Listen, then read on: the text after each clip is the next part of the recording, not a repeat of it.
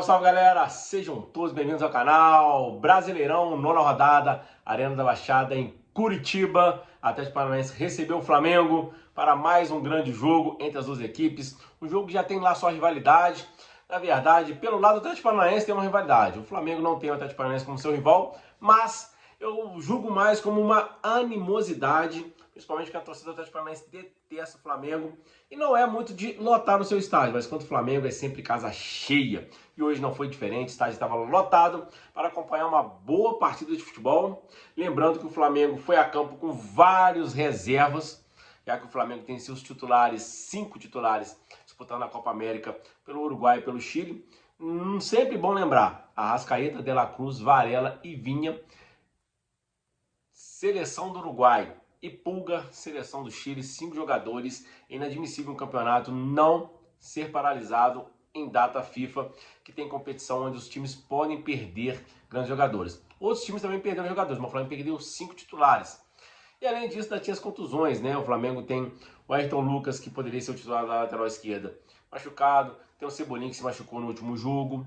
E o Flamengo vai empilhando jogadores machucados. Hoje, o Bruno Henrique sentiu, acabou pedindo para sair no primeiro tempo. O Alan também está machucado, que substituiu o Pulgar. Ou seja, o Flamengo bem remendado, com vários jogadores reservas, improvisados em posições que não é a posição de origem, e também jogadores da base. E foi justamente o jogador da base que salvou o Flamengo hoje.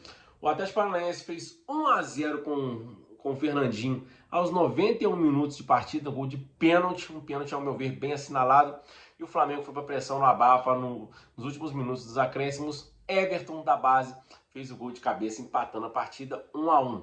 Um jogo que foi muito bem disputado, né? Apesar do Flamengo estar com vários jogadores reservas, né, atuando na equipe principal. O Tite tem quebrado sua cabeça e tem montado um time bem equilibrado, um time que está competindo bem, né? O Flamengo, em certos momentos da partida, foi muito superior ao Atlético Paranaense. O Atlético Paranaense que fez um bom primeiro tempo, assim como o Flamengo. Foi um jogo lá e cá, bem igual ao primeiro tempo. Os dois times atacando, o Flamengo tendo um pouco mais de incisivo, né? Quando tinha a bola, o Atlético Paranaense perdendo muita bola no meio campo, muitos erros de passe. Porém, o Flamengo não aproveitou. O Lohan hoje e o Bruno Henrique fez uma partida bem abaixo, né? E os improvisados, Léo Ortiz, improvisado de cabeça de área, de volante, e o Léo Pereira na esquerda, foram bem. O Wesley, lateral direito, hoje foi muito bem. Além do Davi Luiz e o Fabrício Bruno na zaga também foi muito bem. Apesar do pênalti bobo do Davi Luiz, a gente ainda vai falar desse pênalti ainda, mas eu achei que a nota ruim do jogo foi a arbitragem. Não pelo pênalti, o pênalti para mim foi muito bem marcado, mas o gol anulado do Gabigol não me convenceu. A linha que eles traçaram ali foi uma linha bem estranha e para mim o gol foi legítimo. O goleiro não estava, já estava bem à frente, mas tinha 2 defensores na linha do Gabigol que davam condição. O Gabigol fez o gol de 1-0 e acabou sendo anulado.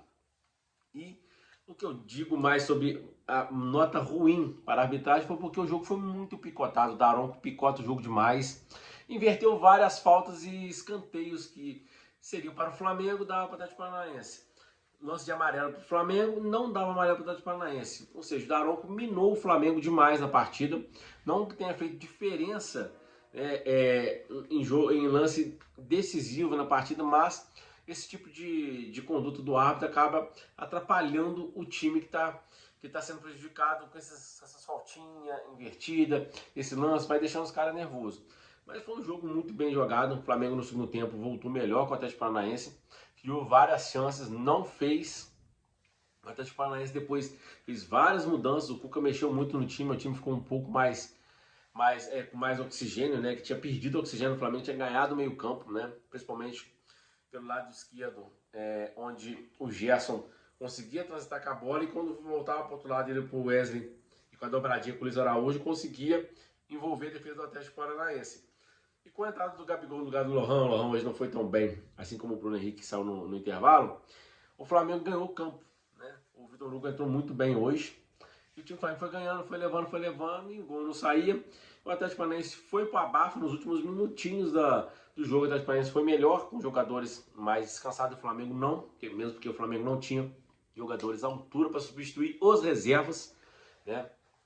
E acabou saindo pênalti num lance muito rápido. A bola foi chutada praticamente a menos de 2 metros do Davi Luiz, mas ele abriu o braço, mesmo que ele estava virando de costas, a bola pega no braço dele. O juiz não marcou pênalti no primeiro momento, mas o VAR chamou, acabou marcando pênalti para mim. Pênalti claro, justo, pelo que o futebol é hoje em dia, a bola da forma que pegou na mão, pênalti. E foi para cobrança. O Fernandinho soltou a pancada no meio do gol, a bola pegou na trave, entrou, fez 1-0, parecia que aí já encerrava. O Flamengo perderia o jogo e a liderança para o Atlético Paranaense. Eis que vem os acréscimos, o Flamengo vai para pressão, vai para bafo. Tem um lance de quase gol, o goleiro do Atlético Paranaense fez uma bela defesa. E no escanteio, o Everton da base, que tinha entrado há poucos minutos, faz o gol de cabeça, empata o jogo e mantém o Flamengo na liderança. Até porque nesse momento está jogando o Botafogo e Grêmio empatando em 1-1. E o Bahia, que poderia também ultrapassar o Flamengo, está perdendo para o Criciúma 1-0. Um jogo muito bom.